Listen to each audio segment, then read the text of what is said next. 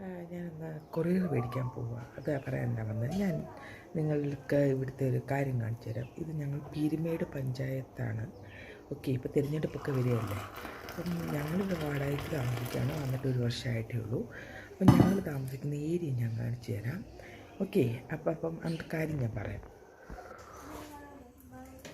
നിങ്ങൾ കാണുന്നുണ്ടാവും, അവിടെ സ്ട്രീറ്റ് ലൈറ്റ് ഉണ്ട്. ആ സ്ട്രീറ്റ് ലൈറ്റ് ഞങ്ങളിവിടെ ഒരു വർഷമായി വന്നിട്ട് ഞാൻ ഇതുവരെ കണ്ടിട്ടില്ല അത് കത്തുന്നത്. ഞങ്ങൾ പഞ്ചായത്തിൽ പോയിട്ട്, പീരുമേട് പഞ്ചായത്താണ്, പീരുമേട് പഞ്ചായത്ത് ഓഫീസിൽ പോയിട്ട് അപേക്ഷ കൊടുത്തു.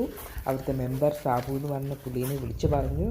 അവരിപ്പോൾ ഇടാമെന്ന് പറയുന്നതല്ലാതെ അതിനൊരു ഇത് കണ്ടിട്ടില്ല. അതിനുശേഷം ഞങ്ങൾ പോകുന്ന വഴിയാണ്, കുഞ്ഞുങ്ങൾ സ്കൂളിൽ പോകുന്ന വഴിയാണ്, സ്കൂളിൽ ബസ് സ്റ്റോപ്പിലോട്ട് പോകേണ്ട വഴിയാണിത്.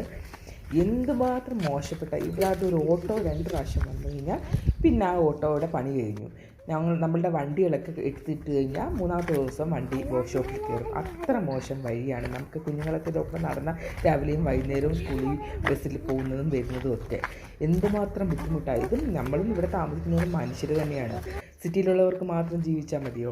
അപ്പോൾ ഇതുവഴി നിങ്ങൾ കാണുന്നുണ്ടല്ലോ, അത് ആ റോഡ്. അതിൻ്റെ തൊട്ടിപ്പുറത്തോട്ട് അങ്ങോട്ട് പണി വന്നിരുന്നു. തിരഞ്ഞെടുപ്പിനൊക്കെ വരുമ്പോൾ ആൾക്കാർ പറയും ഇപ്പോൾ പണിത് ശരിയാക്കും. ഇതൊക്കെ മെയിൻ റോഡാണ്. മെയിൻ റോഡെന്ന് പറഞ്ഞാൽ താലൂക്ക് ഹോസ്പിറ്റലിൻ്റെ ആ സൈഡ്, നിങ്ങൾ ആ കയറി പോകുന്ന കാണുന്നില്ലേ, അതിൻ്റെ ലെഫ്റ്റ് സൈഡിൽ താലൂക്ക് ഹോസ്പിറ്റലാണ്.